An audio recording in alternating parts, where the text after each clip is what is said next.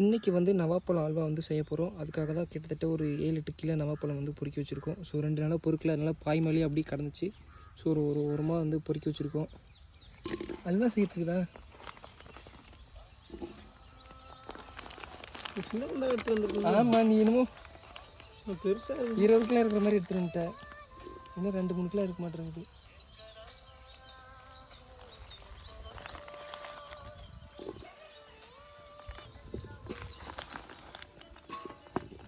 கேஸும் பாருங்க இவ்வளோ பெரிய குண்டா எடுத்துகிட்டு வந்துட்டேன். கரெக்டாக இருக்கும். நான் 2 எடுத்து சரி சரி, நீங்கள் இப்போ கரெக்டாக தான் எடுத்து வந்துருக்கு.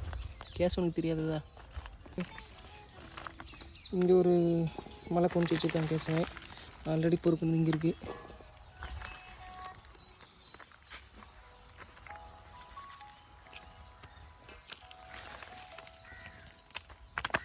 அடையப்பா, இது என்னைக்கிட்ட கழுவி என்னைக்கிட்ட அதை புளிஞ்சு அல்வா செய்கிறது. நம்ம அவ்வளோ மாதிரி செய்கிறேங்க. அல்வா செஞ்சு பார்ப்போம். இவ்வளோதான், இவ்வளோ போல இருக்குது. இப்படி நான் சொன்ன மாதிரி குண்டாக்க கிட்ட வந்துட்டேன். இது வேறு கிட்டத்தட்ட ஒரு 5 கிலோ பழத்துக்கு மேலே இருக்குது. இது நான் போயிட்டு வரேன். இப்படி